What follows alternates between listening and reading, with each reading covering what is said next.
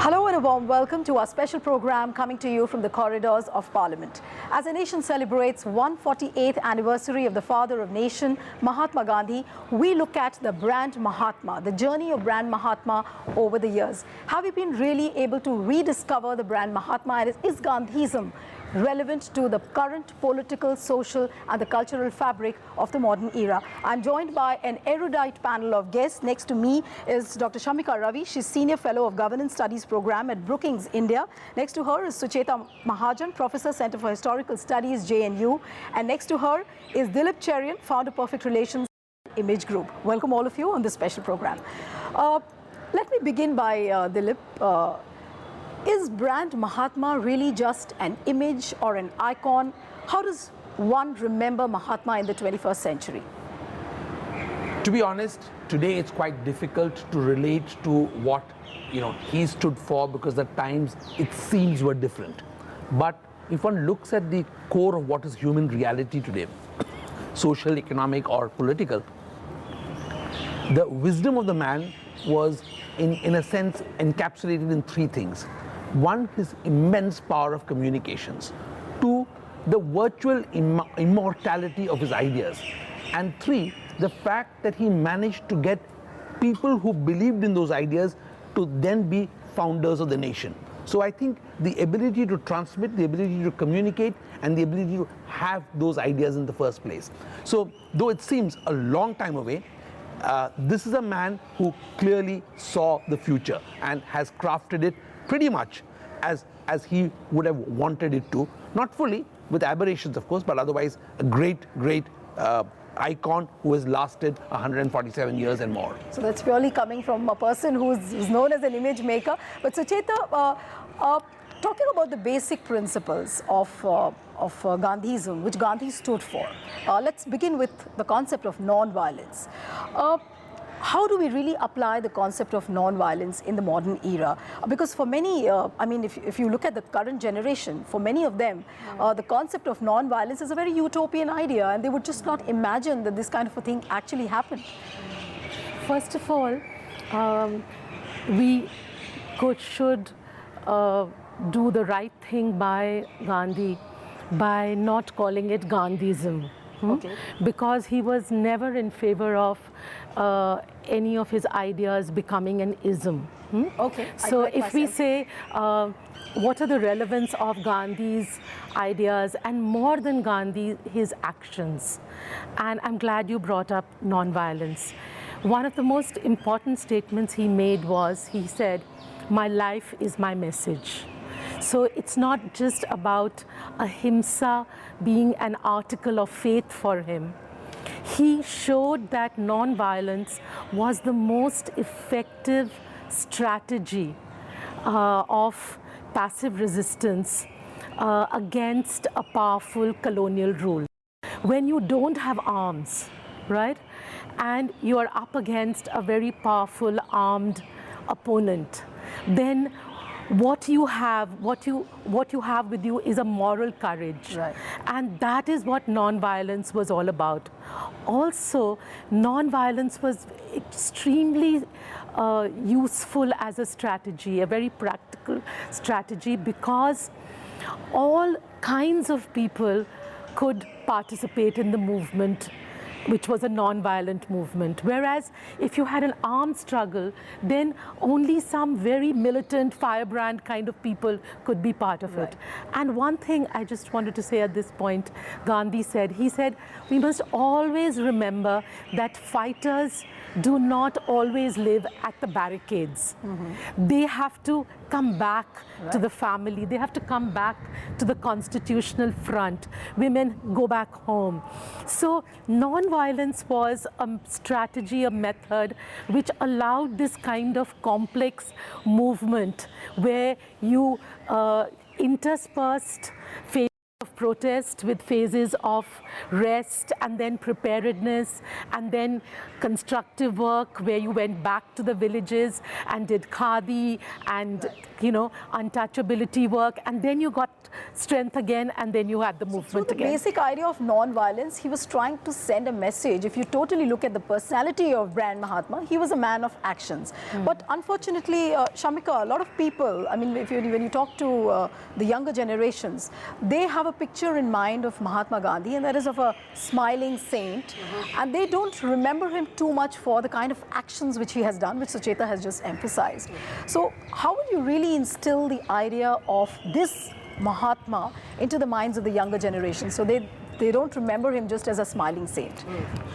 Well, it's ironic that he's remembered as a saint, while Gandhi, I don't think in any of his writings or speeches, ever thought of himself as a saint. He was a philosopher and a thinker, but I think above all a man of action. So he used the principles, the guiding principles that we have just spoken about, ahimsa in particular, and he used it very powerfully. And I think the younger generation has to become aware, and this is where I think we have to think of how we educate our kids and the future generations about the teachings of Gandhi, and what are the basic principles that he adhered to and he lived his life by. But at the same time, I also want to caution against this moral absolutism that we attribute. In fact, we have elevated Gandhi to a position of sainthood where he's not approachable anymore for the younger generation. And I think many books have actually equated him to Buddha and Jesus Christ. And I think we do a great disservice, because I don't think Gandhi ever thought of himself as a saint. And he was open, he was fearless in talking and thinking about anything and everything. And I think these are ideologies that the young can associate, and I think it's important for a nation to have such heroes and such guiding forces, particularly moving into the future. Right. But Dilip, my question to you is that through ahimsa and non-violence, satyagraha, these were the basic tenets for which Brand Mahatma actually stood for in the earlier times. But when you put all these things in context with the modern era, where you have international conflicts playing out, there's a lot of dissent, people are not able to raise their voices against the totalitarian regimes. How do you actually bring along this concept in the modern times? How do you make it palatable for the common man that, look, this is the philosophy which should actually guide the world? If one looks at brands, any brand that survives, it's got to be modernized by the people who are its sutradhars, who are proponents of it for its times. You're talking of a time where Trump is promising annihilation to Kim Il-jong, right. So and vice versa. So is it possible to relate that to ahimsa? Yes, it is possible, because actually the concept that the young understand best, and which is, in what we just discussed, is the fact that Gandhi was, in a sense, for his times, an iconoclast. He was breaking the concepts that existed, because everyone thought that the right way to fight for freedom was to actually use the word fight. Okay, so he broke that barrier and came up with a new concept. So it is this constant ability to reinvent, which is there in a lot of Gandhi's own writings, that you can find things which are some things you can pull out for the generation of today to actually interpret differently. So for example, the concept of the village as the unit of economy. Okay, now for a youngster, that doesn't seem somehow right at a time when rapid urbanization is a fact of global economies and global living. And yet, for those who survive in these global urban agglomerations, the concept of a village needs to be reinvented in the way that Gandhi saw it. Gandhi, for example, would have been able to create the concept if he were alive today, and it must be embedded somewhere, maybe I've missed that, in the concept of the village. It's not necessarily a locational thing, it's the way of cooperating. So I think there are cores to any belief which get pulled out at an appropriate time, and appropriating that is the job of anybody who's trying to interpret it for a particular generation. Right. But Gandhi also spoke about Gram Swaraj, self-sufficiency, self-sufficient villages. We haven't been able to put that into practice much in the modern era. All that looks more likely on the paper. It's more of it is theoretical. Well, you know, the idea of self-sufficiency itself, be it in a village or in an economy, these are ideas which are no longer even acceptable in, you know, economic thought or economic practice anymore. But to go back to Gandhi and his idea of the village, and, you know, Gandhi never idealized the village, right? He was aware of the limitations of the village. I wanted to make this point on Gandhi Jayanti, that you see, the problem is that we are, the Gandhi we know today is the Gandhi which is being mediated by or being interpreted by what we are calling Gandhian philosophers. And there the sacred or the iconic text which is picked up is Hind Swaraj. And Gandhi went much beyond Hind Swaraj, right? My own interest in Gandhi is more to do with his later years. And in 1947, shortly before he died, I was struck by a statement he made where he said there were refugees who were, you know, he was at that time being criticized a lot for having accepted partition. And people would come and say, Gandhi Murdabad, and there would be shouts and all that. And they would say, why don't you die? You had said that, you know, you wouldn't allow partition like over your dead body. And Gandhi turned around and said, I have a very important thing to do. The industrialization of India's villages has to be completed. So Gandhi was not somebody, you know, who was, you know, as we know him, as I said, courtesy Hind Swaraj, that he was, you know, some frozen in 1907. There was a context within which he made that very sharp critique of modern civilization. But he moved on. He moved on. Right. This is a significant point which Sucheta has made. But my question to you, Shamika, is that, for example, she's quoted texts like Hind Swaraj. Are there not enough texts which project Gandhi in the light in the manner in which the modern era should take in the Gandhi philosophy, the Gandhi ideology? Is there a scarcity of Gandhi texts?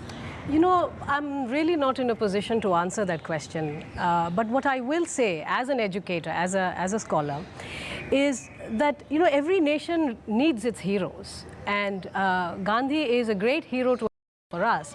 But let's not look for all solutions to all our problems Gandhi. For instance, when it comes to modernism and what we just spoke about, Ambedkar is much to be admired. I think he's extremely pragmatic and looked at solutions not from a romantic point of view.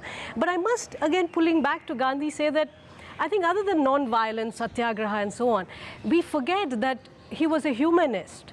He saw a viceroy and you know, someone who took care of him in the same way. He alluded and appealed to an individual's greater self, and those are wonderful things to you know, sort of try and elicit. So how do you galvanize normal, you know, ordinary people, ordinary citizens to become, you know, bigger selves of themselves? I think in that context, you know, the whole Swachh Bharat movement we are having, not everything is related to growth and, you know, greater income alone.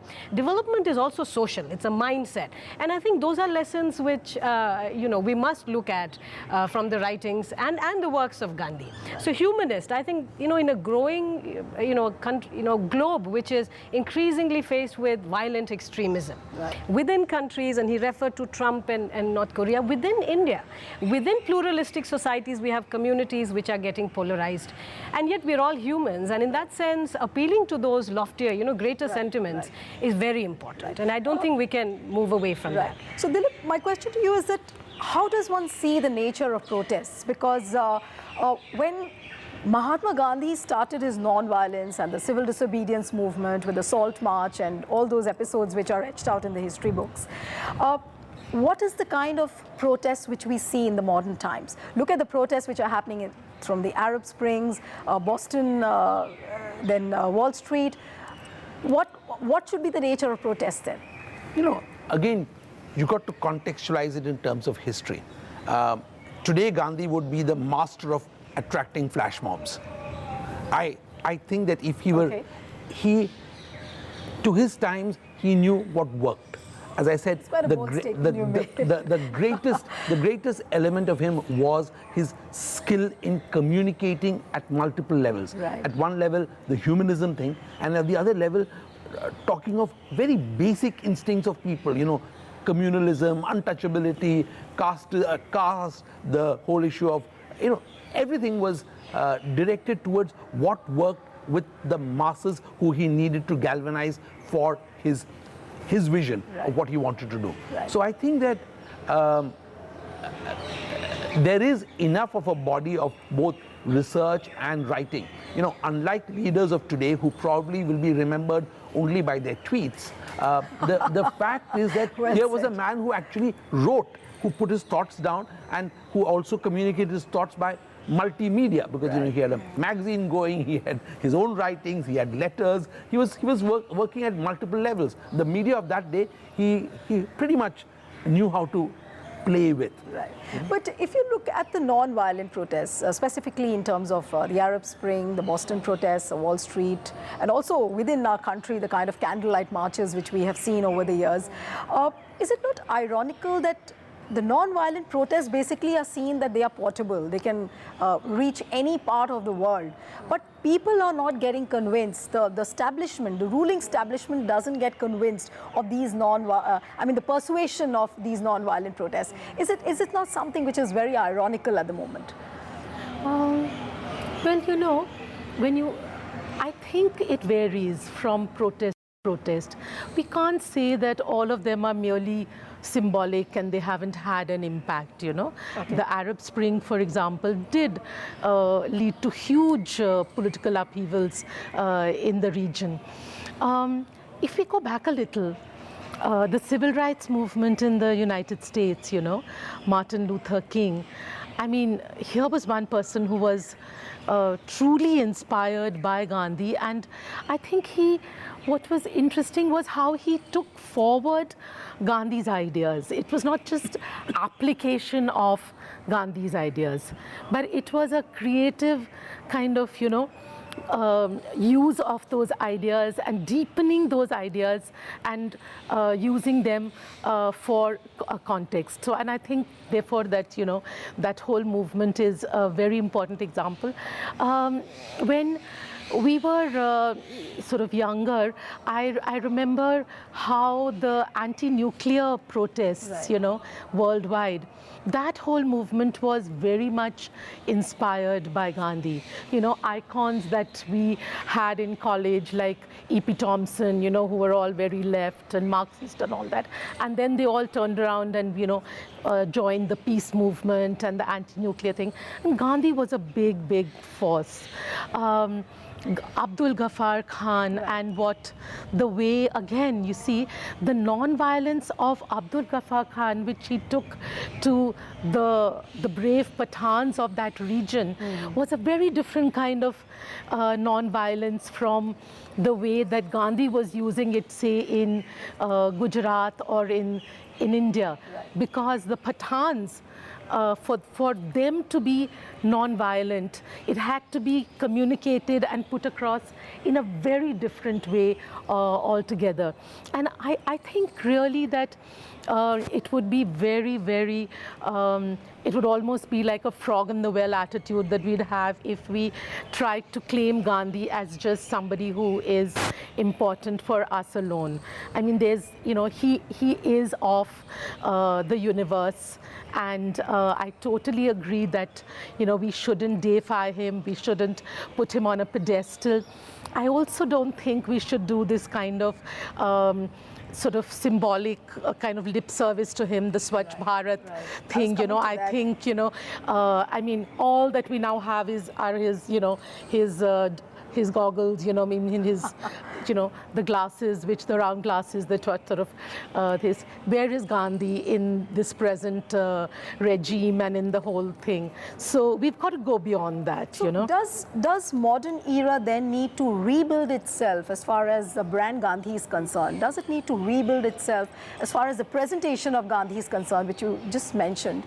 Based on what Dilip just said, Gandhi was acutely aware, and I think in most of his writings, he appeals to what he calls arousing global interest. Right. So obviously that has a great deal to do with the perception of us at that point.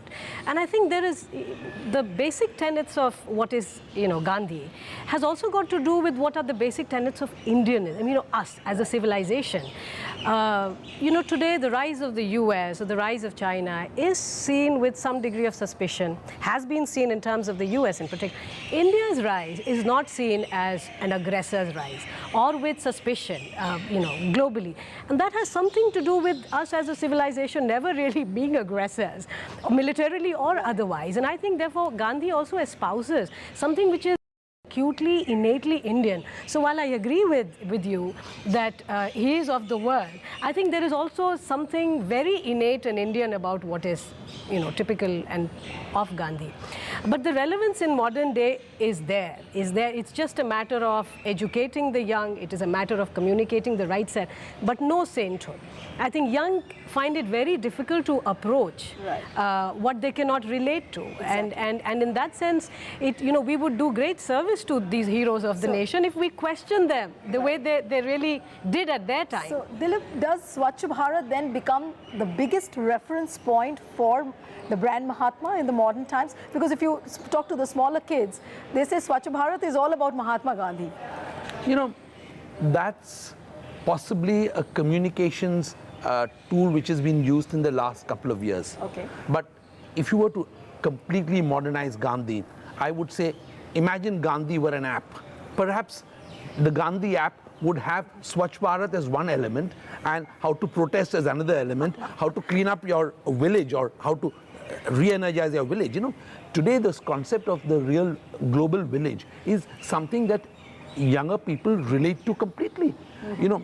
This whole the new age concept of wanting to eat food which has been grown within 10 kilometers of where you live, and wanting to work and commute as little as possible. Yeah. All these are concepts which are coming back within urbanization. Right. So what I'm saying is the app of Gandhi, the Gandhi app as I would visualize it, would have to have all these elements and the dialogues that he had with himself and with the world. Right. But what happens to symbols like charkha spinning? What happens to concepts like vegetarianism, which is being so widely talked about? Because today, actually, many of these concepts are coming back. There's veganism, which is taking over the world, meaning, global companies are anxious about it. So, in a sense, if one were to look at a Gandhi app, I would say that all these would be, flips in it, and you would have many sub-applications within that, which you could play with and use it as you want. Right. But on the Swachh Bharat, if I may, right.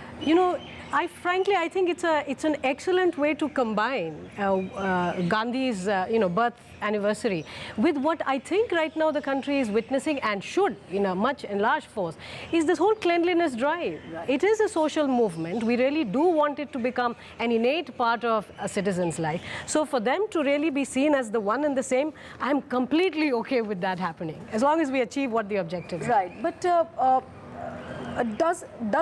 will it be proper to say that the regimes, irrespective of the fact whether it's Congress, whether it's the Third Front, whether it's BJP, irrespective of the political parties which take over at the center, has there been a real conscious and an honest effort by them to appropriate the legacy, to enhance it further? Has that been happening over the years? I think the Nehruvian era certainly saw a major push in taking up the legacy of the freedom movement, whether it was secularism, whether it was the ideas of development. We don't know this, but Nehru we counterposed Nehru and Gandhi, but Nehru started talking about small dams. The man we only quote him on the temples of modern India and Bhakra and all. But after a visit to China, where he saw these amazing, they had the small dams, he came back and he said that this is something that he was going to do in India. I mean, S. Gopal in his book on Nehru has pointed this out. So I think the Nehruvian period was certainly, in very fundamental ways, in a broad sense, did take Gandhi's ideas forward. And here, when I say the Gandhian legacy, I don't see Gandhi as only being about charkha and untouchability. Gandhi, as I said, was about a wider, the man. I was reading yesterday for something, what he said about civil liberties. We've had a spate of, silencing of dissent with Gauri Lankesh and all the other day, and before that. And he made this beautiful statement about civil liberties, which I wanted to send to somebody in government, where he said that civil liberties is like water. He said it cannot be diluted, like water cannot be diluted, and it's something, so he stood for civil liberties, he stood for secularism. People say he was for religion and politics. No, he was the man who said he gave his life up upholding secularism, fighting for the rights of Muslims in free India. Nehru's government carried that forward in a huge way. And even in his murder, even in his assassination, I was surprised to read Horace Alexander, who's a Quaker and, was very close to Gandhi and wrote about the period after assassination. He said, even the refugees, Punjabi refugees who were so bitter against Gandhi, for partition and all, people who supported the Hindu Mahasabha, they recoiled from the communal politics. When Gandhi was murdered, they said, no, this is not what we wanted. Right. We only wanted to say no appeasement of minorities. We didn't want Gandhi to go. We didn't want Gandhi to be assassinated. And he wrote that for 20 years, India got freedom from communal violence. The first big riot was in Jamshedpur in 1967. It was 20 years we had a period when there was relative calm. But that's a big thing. Right. It's a very big thing. But in times of social media, when there's so many conflicting views apart from the mainstream media, you just mentioned about Gauri Lankesh's episode, the civic philosophy of dissent. How do we rediscover the Gandhian philosophy in the modern era when you have so many conflicting views coming on the social media? How does one look at it? How do you rediscover Gandhi then? There has to be a strategy around it. Okay. We really cannot leave it to people, leave it to children. There has to be a strategy. Now, who takes up that strategy really is it could be the role of the government, the civil society, educationists, so on.